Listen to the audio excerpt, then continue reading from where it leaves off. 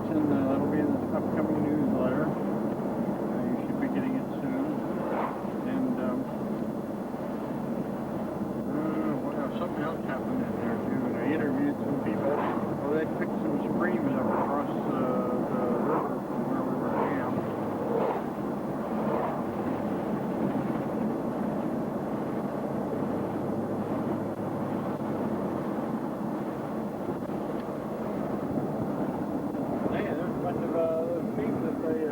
Yeah, there you go, clone sheep. Hey, right now, I don't want to be in the woods again when there's chest beating. You can have it. Yeah. I don't want that chest beating. But in daytime, I wouldn't mind. At nighttime, Lost a guy in Arizona from the How? disappeared. No trace of him. I'm sorry, what happened, Ray?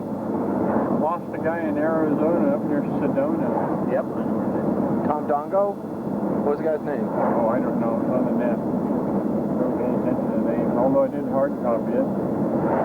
Now, who was this guy? A member of the WBS? No, he was just a hiker, I think. And how? Point being is there a lot of speculation lately that a lot of the hikers have disappeared. Well, this is from Morgan's thing. And they might very well have their head beat in and be buried under a boulder. Oh. And permanently disappear. Although the standard thing is, well, they fell down in a crevasse or something. Or a cougar. Oh, killed by a Bigfoot. Well, if it was a cougar, any kind of animal, then you would be able to track them in the dark. Yeah, but you got to find the body first to be able to. Well, a lot of times there's no body left. The critters get at it. About 4 or 5 years ago, we had a guy up on the other side of Mount Hood disappear. They finally found him, but what they found was a little bone, and it was inside of a pile of coyote dung. That was the only found of it. And then the same thing happened almost at the same time to a little boy over on the other side of the Cascade. He disappeared, him and his horse. The horse came in. And all they found were his shoes? A bone and some dung. Also. Yeah, predators do a job on you out here. Hey, Ray, do you get much reports of, like, game animals or farm animals being taken? Not as many as I really like to. One of the problems is I suspect that they mark it off as coyote. Exactly, other predators. Cougar. If you're missing a lamb, how do you know what took it? Exactly. I agree 100%. I think that's the same way in Ohio. That there's very few farm animals being reported missing because it's just suspected it's coyotes and other predators. There are lots of coyotes. Has there been any UFO activity up here, Ray? I haven't picked up any lately, but since I left the bookshop, that's where the UFO people used to come in all the time and report them to me. And I don't get anything except what I pick up on the net. The alien report. Horrigan moves on come in periodically and keep them filled in. The bank up here to the right, they have a 6-inch long shark tooth. Shark tooth? You see these banks up here? Yeah. 25 million years old. 35 Wow. Hate to be that shark. Unless he's a card shark. Lupus. Here we go, final one. The Indians used to use these old cigar tabs as currency. Really.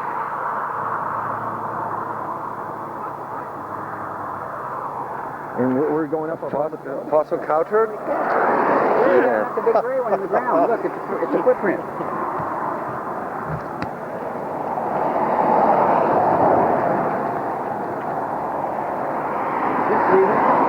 Cigarette about there? Yeah. That's kind of dentalia, and then there's a little flame skull above it. Yeah, look for anything like it. This stuff goes on all up through here. A bearded one? Yeah. Uh-oh. That's a fossilized clam? What? A fossilized clam, right? That's above the dentalia. yeah. Yeah, it's above the genitalia. You knew that. Tooth shells, they It's right below the down into the genitalia. mud, and they got little fingers that go up above that they feed with. You can show it. Larry, I go up and see get it. that thing there. If you want. Where is it? The dentalia. It looks like a little cigarette butt. Cigarette butt. Oh, this thing right here? That's it, right? How can I get it? It's in rock. Oh, no, it's not. There it is. Here's a piece of it.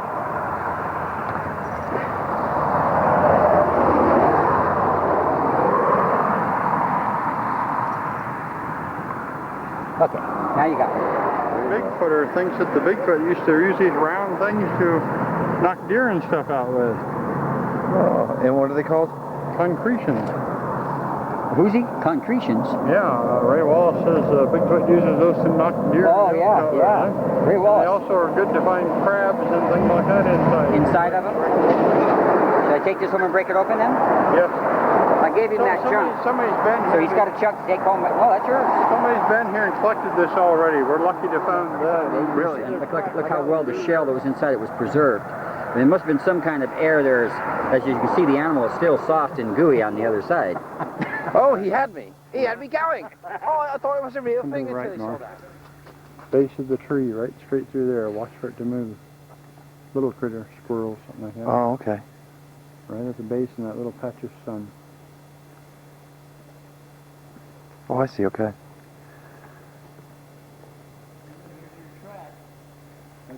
I see him, yeah. Well, good eyes. He's on his hind legs. So this area is laden with sightings. Dr. Somebody's stomach is full of cuckoo, yeah.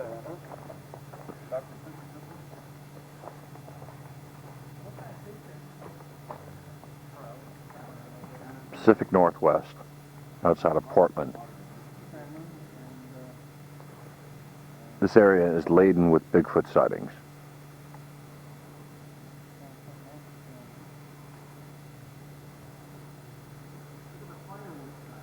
Man, no flipping briars. That's not fair. You guys need briars back.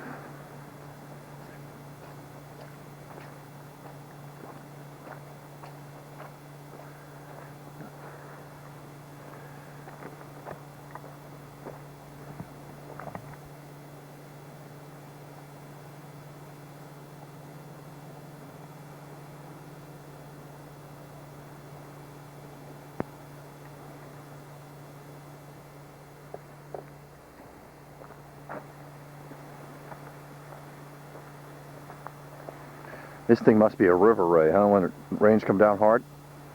Yes, I can see what's eroding away.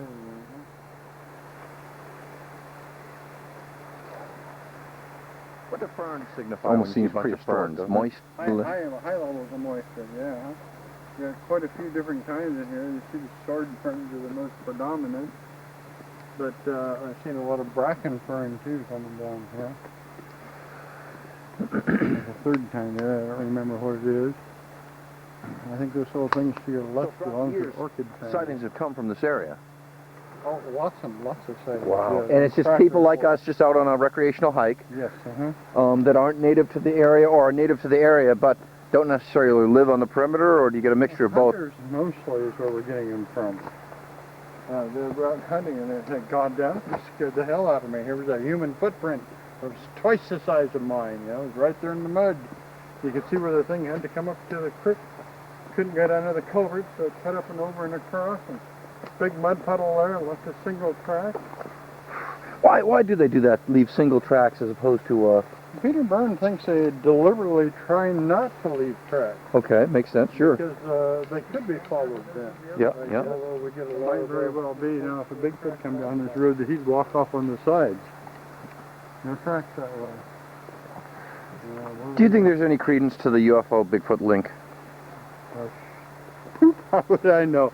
Boy, I get an awful lot of reports. I'm just saying, I mean, if there's anybody that would get the reports, it would be you. Got the camera on you, so I can't say anything. Okay, I'll...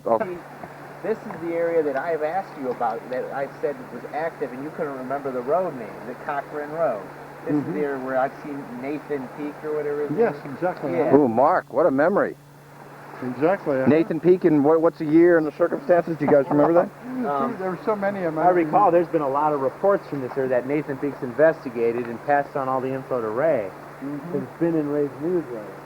And you can just see that the mud banks where they would lead. This is typical of a mud bank near a river in this area that would leave a See the footprint. bear? He got up closer and he saw it wasn't a bear, and it turned around and gave us the dirtiest look, like, Wow. son of a gun. Son of a gun. Get close to get out of that You car big and jerk. tear your Yeah, head off. yeah, And yeah. all of a sudden it turned and went up a little hillock and was gone.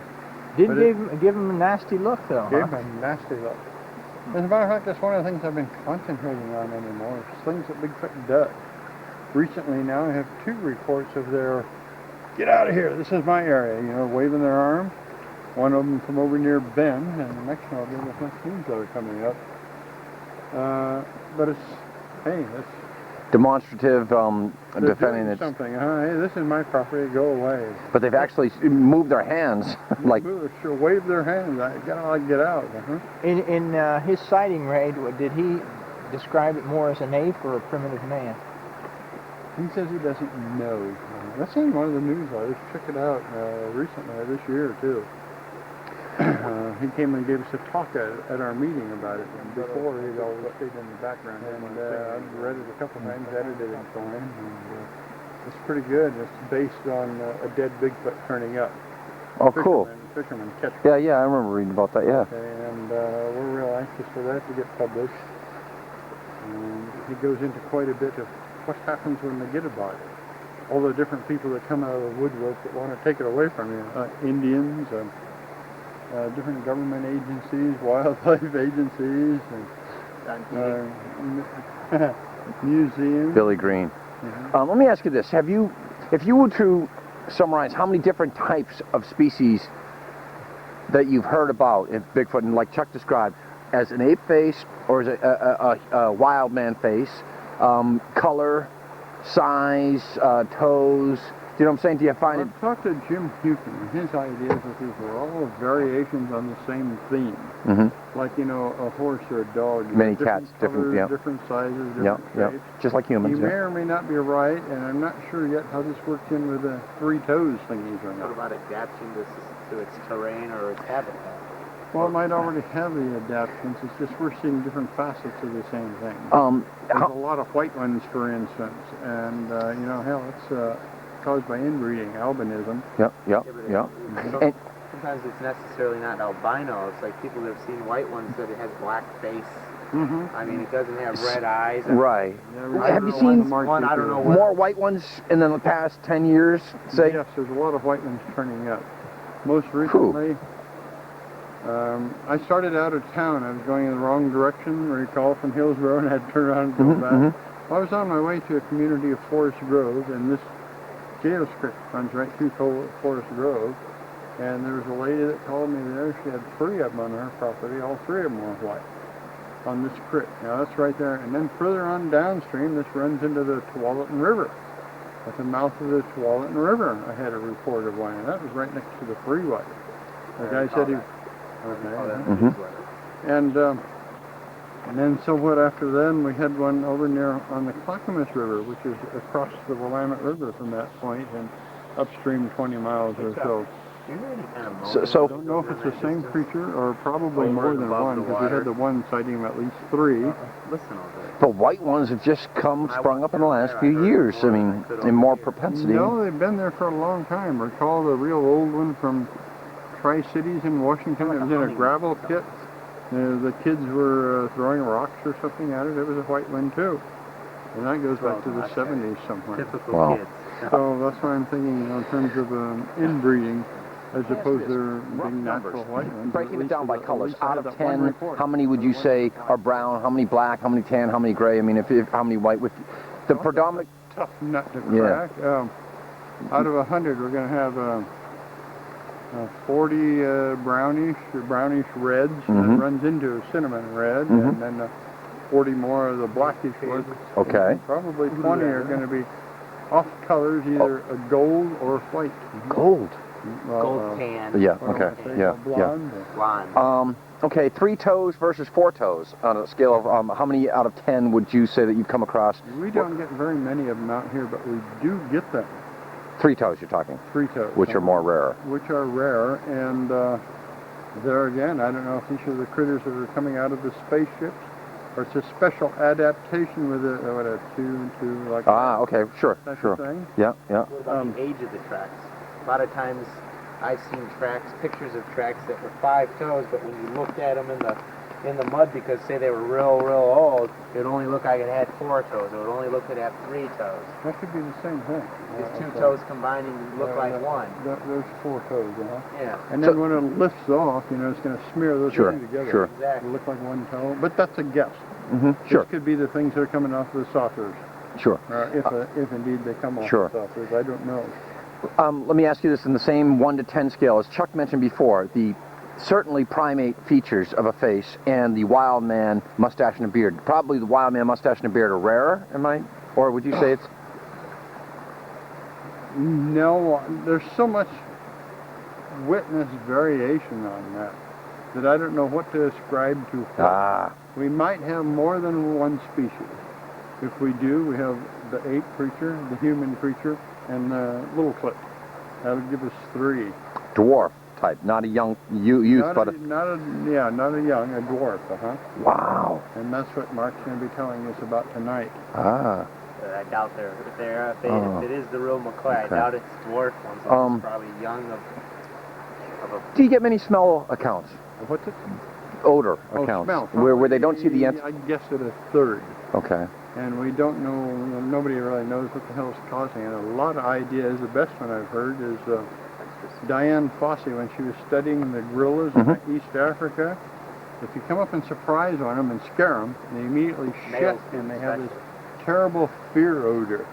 Like a skunk almost. Exactly, Or an octopus would use. Too. A dog could find, or a hornet could... Another thing in Fossey's book, she said that male gorillas, especially the dominant one, when another male or anything comes into its territory, it'll emit that odor, and that's like a warn away.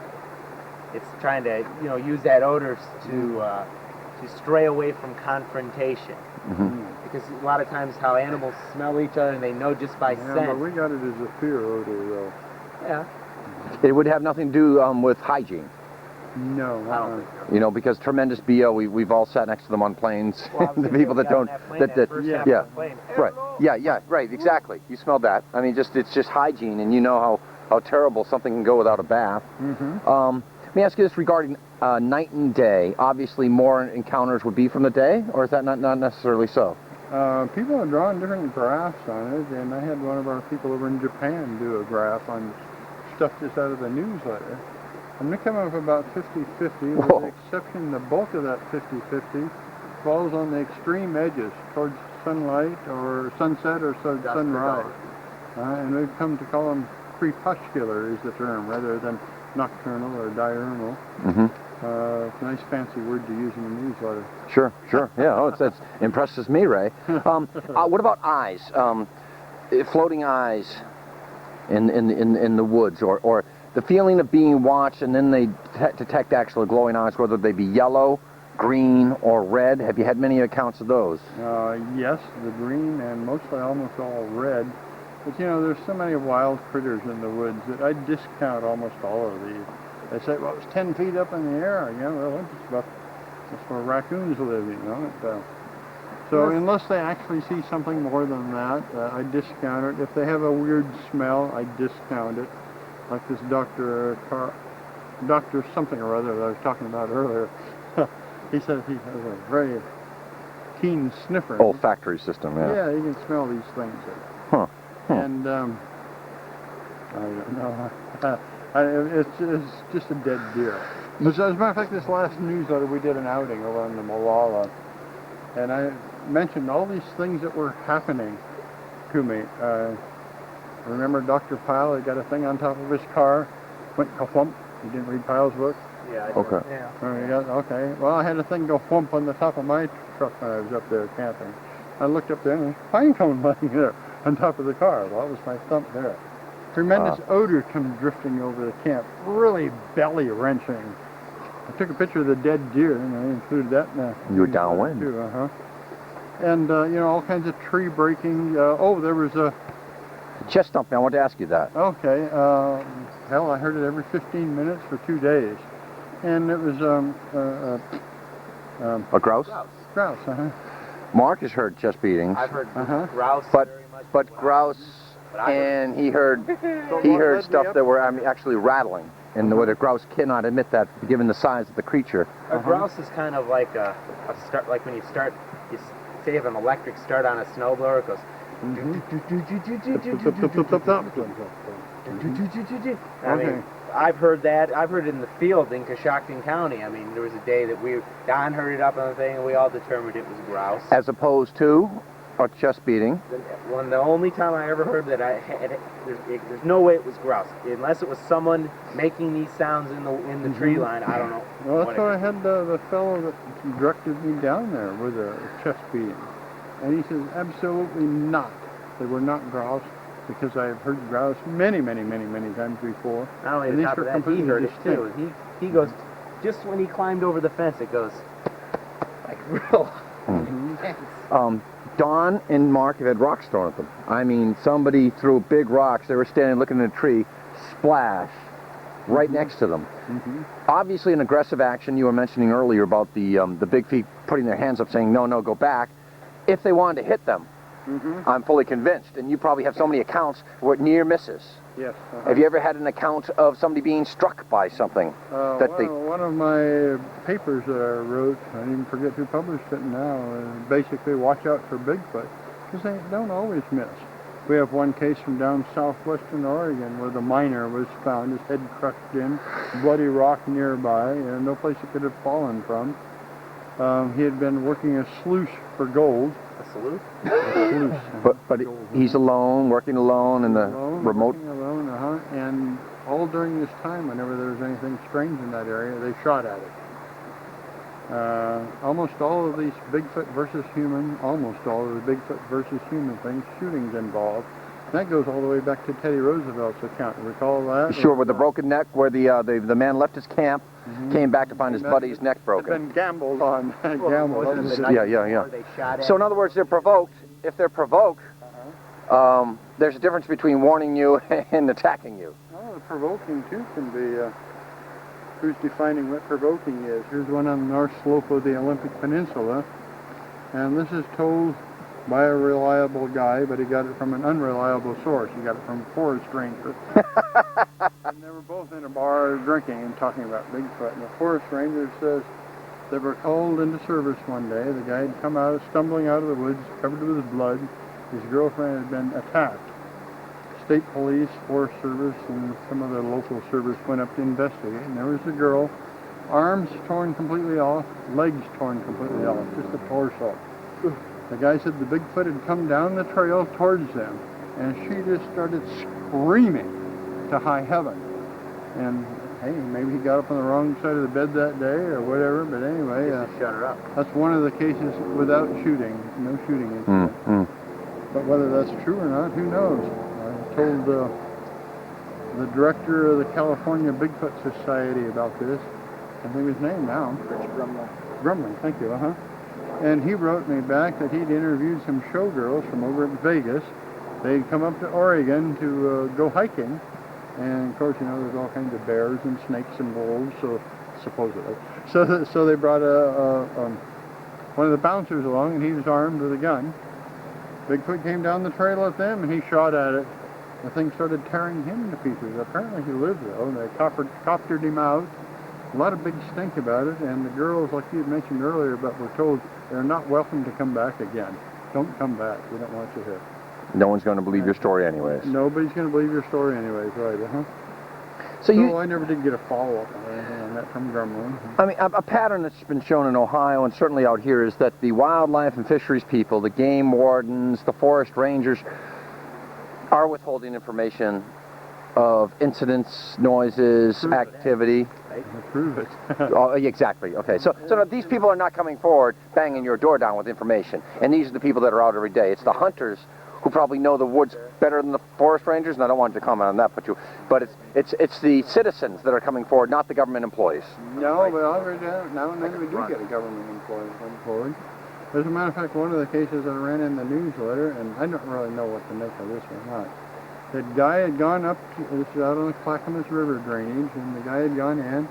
He had found a dead deer with his head missing and torn off from Bigfoot tracks. He knew it was an important sighting. He went back into the Forest Service station in Estacada, and he told the lady there about, she was lady ranger, and she went back with him. They took casting plaster and everything. She wrote a very detailed report on what was found, had taken some plaster casts and brought those back. That report initially went to Dr. Fehrenbach, as a matter of fact, who found hairs in the bottom of the track. Some of those ones he sent back to Ohio to be checked on, supposedly. The lady kept the tracks. She kept them in her office, but they had to move them outside because they just stunk up the office so bad. So I don't know what that tells you. You know. Well, I can tell you. I don't know if pretty, that was pretty good about Forest Service employees. When we went to the Sportsman Show this year, I mean, and I always try to play a fast one. I went up to the Ohio Department of Natural Resource guy, and I just started talking to him, talking about birds and stuff, and I said, you know, my wife and I go out into the woods a lot, so I kind of made up a little fib just to see what his reaction was, and I went to him, and I just said, my wife and I were in an area in the Muskingum Watershed Conservation District, it's called. It was an area called Wills Creek. And matter of fact, he was an ODNR, and he did work in the MWCD area. And I told him, I said, well, we hiked up this trail, and we were looking for this, and we came back, we heard this commotion to the left side of the trail, and I started videotaping something that looked like an ape. And he came back and said, I go, what do you think this could be? My wife and I were terrified, but we got some video footage. What do you think it could be? And you know what he said? He goes, real quickly, real low tone. It's probably Bigfoot. And I go, what do you mean Bigfoot? And he goes, you've never heard of Bigfoot? I go, oh, I'm Harry in the Henderson. See, that's the way. That's a bait to bait them out like that. Is act like you're totally innocent. You're not an investigator. I kept talking about different animals, and I go, so you think this ape thing's? And he goes, I told you it's probably Bigfoot. Wow, cool. He didn't tell me. I go, have you ever heard of any other reports about something like this? And of course he said no. But you should have seen the way he was. He's like this. No, trying to talk to someone else. He did not want to get into a full-scale conversation. That's funny, but the way you played it is that's the way we got to track here, Ray. We got to track here. Hey, Ray, what about scat? Do you get much of that sent to you? I haven't had any approved unless you see the thing taking a dump in the river. Okay. So what we're going most on is size. You know, if somebody comes in, hey, that thing is the size of my arm. Most of the bear scat, bears are really small, 100, 200 pounds, maybe up to 400 pounds. And they're scat out here, I don't know, maybe back home for you guys too. It looks like a pile of dog shit. Yeah. Only it reflects what they've been eating. And all of a sudden you come on the You meant to say dog poop. Shit and it's yay big. Dog poop. And so we're going, well, Bigfoot's taking a dump. You know what something to taking a consider poop. Out of here, shall we? Yeah. Something to consider is to go to a zoo or talk to Fehrenbach. How big does a silverback male gorilla's dung is? How big is it? That's a 500-pound animal, a big one. Ray, what about reports of Bigfoot down by the river? Down by the river, Neil Young, and down by the beach. Obviously, there would be more reports of it being near fresh as opposed to water with a salinity to it, right? Or do you get many reports of it? They reportedly eat shellfish and things. Oh, okay. On the beach. I don't know about crabs. But Okay. One of our more recent reports has them eating crawdads. Oh, wow. Okay, that's right. I saw Butler's picture of that. You had that on the cover, I think, July '97. Yeah. And now we've gotten in a second report of they're eating crawdads, too. They put in the newsletter. A film surfaced, it's probably 20, almost 30 years, of a thing standing on the bank of a bend of a river. Do you remember seeing that? Don knows it. Don, you got the catalog mind. The film of the Bigfoot standing on the bank of a river, on the bend of a river. Marc, do you remember that one? Oh, is that Ivan Marc? That's it. Oh, yeah. What is? The distance standing. That's right. No, the Ivan Marks is this one, right? This one, the guy where he's jumping. You remember with the broken foot?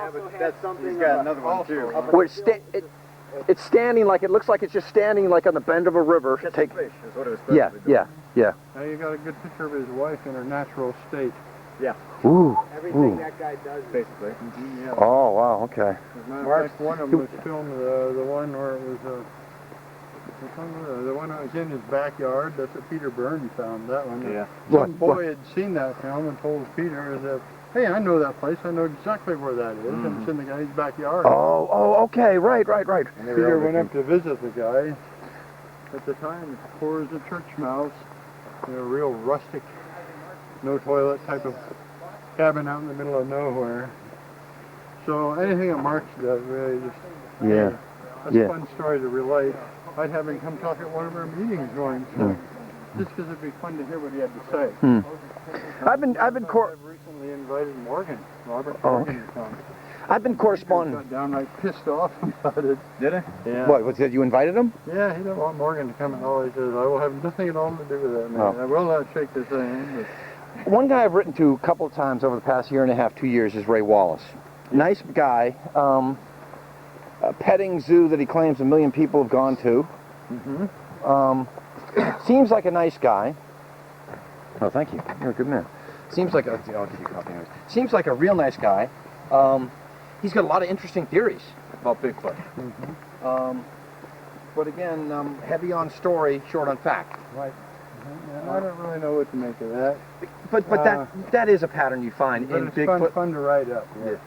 I mean, as far as the old timers that started researching Bigfoot, say post Peter Byrne, post Hindon, I'm talking late 60s to 70s. It seems that the 70s spawned a great deal of Bigfoot hunters whose credibility here in the late 90s is waning. Would you say that's a true assessment, or? Well, you know, you talk to the different people, and each one says the other's a liar. Right. So, who do you believe? Right. It's almost like one of those mental exercise things. Some of the stuff that Wallace tells me is just really outrageous. Yeah. But, you know, he admits there's stories that he's got from Indians and other people. Sure. And given Native Americans like to use symbolism. He's got the film. He sent me some of it, at least one of the females, pregnant female sitting on a log where you can see the zipper. Wow. But I ran it anyway. Okay, so but you did see the film, because he claims of a lot of He films. sent me an awful lot of slides at one time. I ran in the newsletter. Throwing rocks at frogs. He says they baited him by hanging boxes of cereal on a tree. The little one would come up and eat it. These really fantastic stories, but... He was in a tree and he saw a Bigfoot fight a bear? Well, come to find out later, it wasn't him. He supposedly hired somebody to do this. As a matter of fact, I just ran a piece of paper signed by a notary. Ran that in the newsletter. The guy says he actually was hired by Wallace to do this. So he could lie to a notary too. Huh? Sure. But, you know, it's some kind of evidence. Have you ever done any investigation on costumers in the Portland area? No. Or in the Seattle area? No. And is there, if I could look at the yellow pages, do you think this weekend, just in the Portland area alone, I think that would warrant, maybe as a speaker, I've been told a Chewbacca costume, for instance, costs about $10,000. No, you can get them a lot cheaper than that. Okay. Get one in Star Trek magazine. For Well, maybe their quality is... Yeah, but let me rephrase. The Chewbacca costume used in Star Wars costs approximately $10,000. Yeah. And that's special effects and makeup. And I'm wondering if these hoaxsters, they have to probably purchase an ape costume in order to perpetrate the hoax, and you don't hear from them once. They force the issue. They push the envelope once, twice. And I guess that Cliff Crook, for instance, who has these highly suspect photographs, he would certainly, Paul Freeman, it seems that he's got a friend that he works with, or I'm just speculating again, but some of his footage, which I found quite impressive at first glance, second glance, just like the... Oh, good, because personally he's been under a lot of scrutiny. I've been impressed with his stuff. I was impressed with the Anna Marie Goddard footage. Tell him that up front then, Sure. so he doesn't turn you off. Sure. But the Anna Marie Goddard footage I was impressed with first sight. And then when I saw Larry Lund tear it apart piece by piece, and I said, wait a minute, stand back and look at it, and then the credibility is waning. And keep in mind also that Larry Lund is incredibly critical. Yep. And Larry, the only truth he holds is the Patterson-Gimlin film. Yes, he openly admits he doesn't believe in Bigfoot.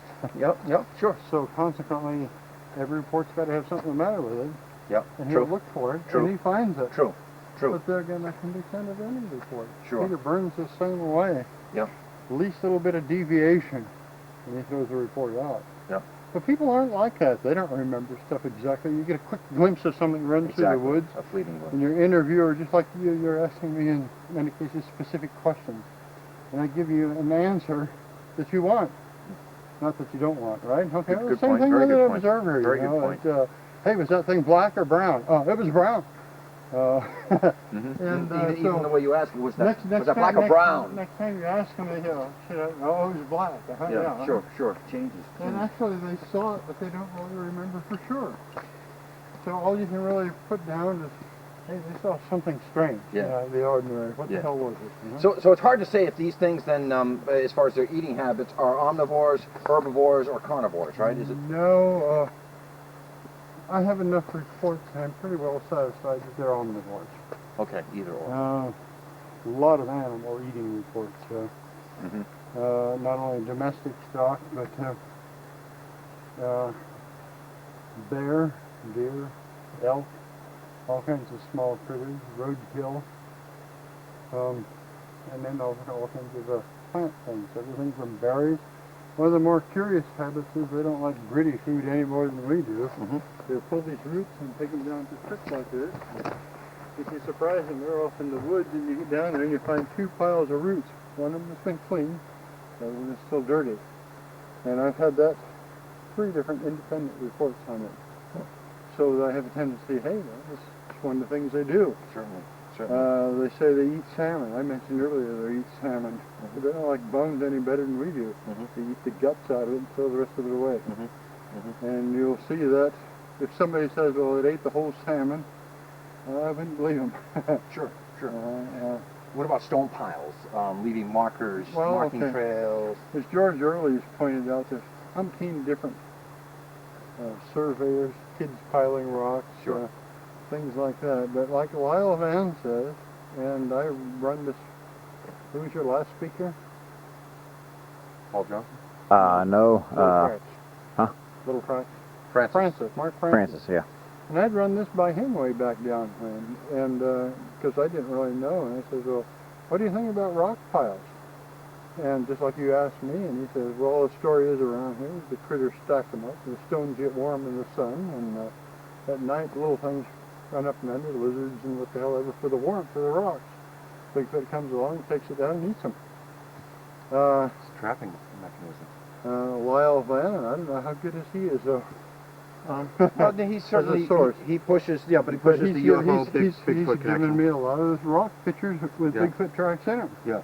If he's making the tracks and stacking the rocks himself, I don't know. Yeah.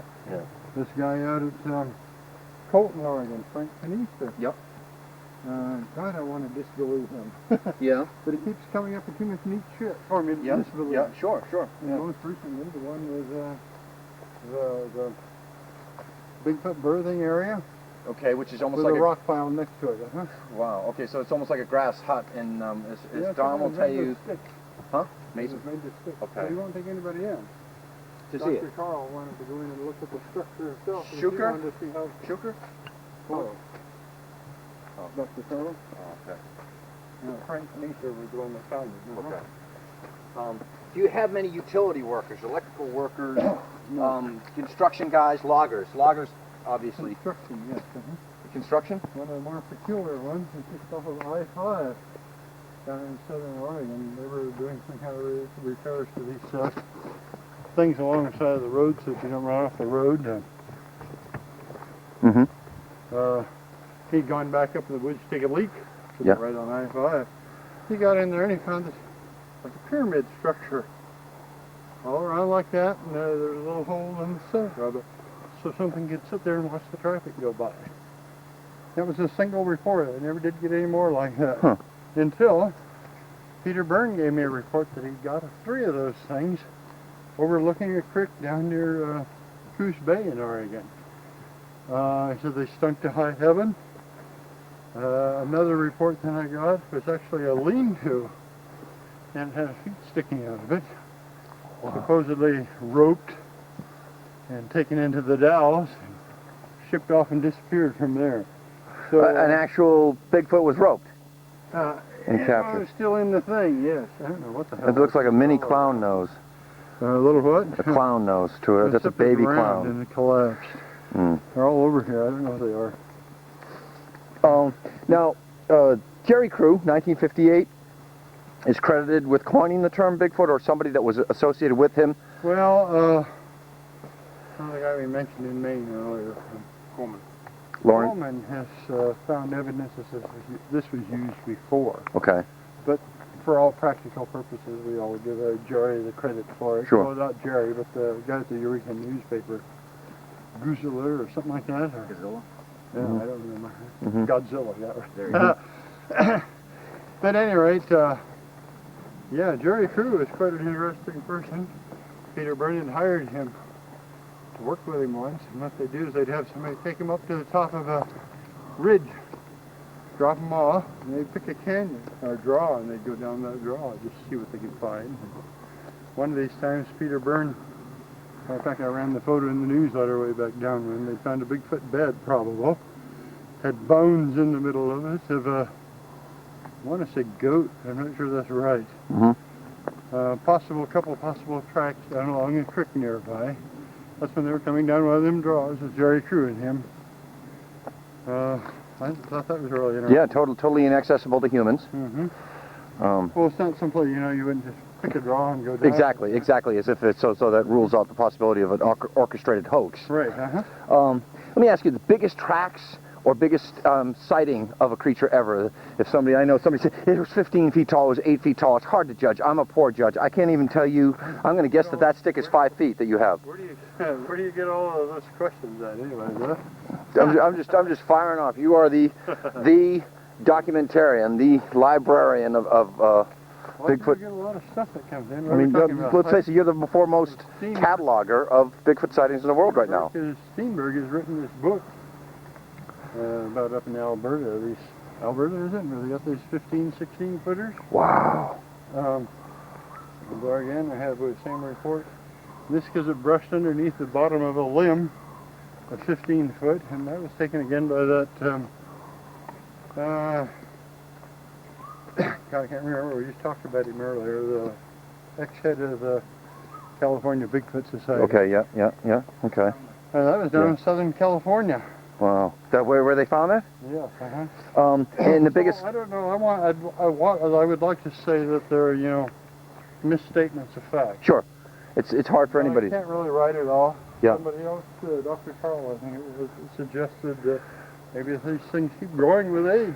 Sure, like a tree. Mm-hmm. Don, what was the size of that massive footprint you have? That 19 inches. Okay.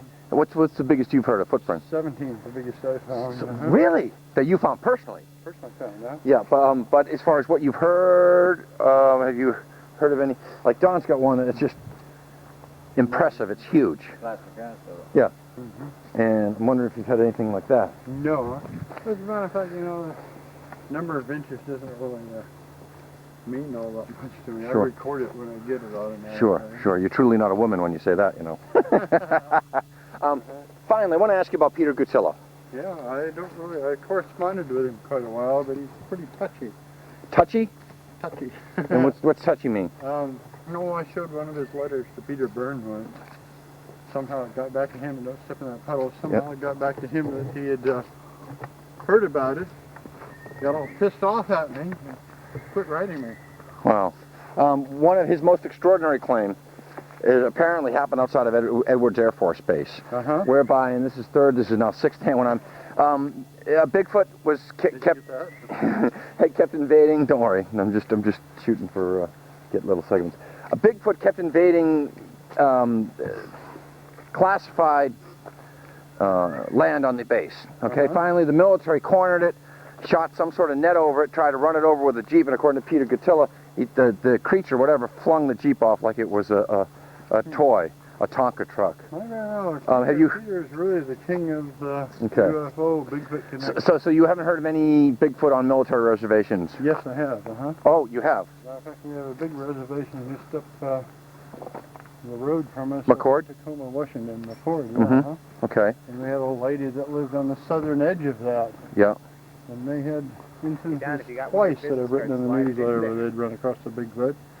One of them is, I don't know, this had happened before in the news, it bent the radio antenna on the car. The guy had gone in and got stuck. He went back to get Mom, and they come back and there was a Bigfoot there. That was on the military reservation. Occasionally we get, gee, I have another one, real good one too, but now I can't remember the details of it. It was up that way. It was on a small radar site. On some acreage. You know, I put this stuff in the news. Okay, I've got them all. So forget about it. Yeah, I got them all. And finally, how does Bigfoot react to fire? What do we have? Reports from Yeah, do you have anything where? 1997 where it was playing in the flames. Okay, but if you a couple other things where it wasn't particularly afraid of the fire. I do have a report from 3 reports of it running out of a forest fire and being seen by the fire people put out the fire, whatever you call them, fire putter outers. How's that sound? Yeah, well, that works with me. Sure. Mentioned camping in here earlier. You can camp anywhere in the Oregon forest. It's required if you're not in a campground to carry a shovel, an axe, and a bucket in case you do have fire, and then they'll put you right on the fire lines. Well, in St. Helens Blue, one of the stories I heard that some man had seen a helicopter lifting out a Bigfoot in a net. Many St. Helens? Out of my report. Oh, absolutely. Yep. That's where I get all my info from you or Don. I mean, you guys are my only sources. I think we have 3 reports of the same thing from different sources. One of them was from a fairly reliable source, second-hand though. Motorcyclist taking Bigfoot away. Saw a helicopter fly overhead with some sort. Helicopter fly overhead, and they've been taking. First they've taken out loads of dead bear and loads of elk, and a load of Bigfoot, and that's all. And the second report came from what's his name? Lives up in Alma, Washington. He had his dad, Fred Bradshaw. Thank you. His dad had worked at Bonneville Military Reservation at the time. He was some kind of not a guard, night watchman type thing. He says he reported a helicopter coming in with dead Bigfoot. They doused gasoline on them and burned them. Third report came of they're taking a helicopter load east into eastern Washington of dead Bigfoot. How they knew it because they could see the arms and legs dangling out of the net.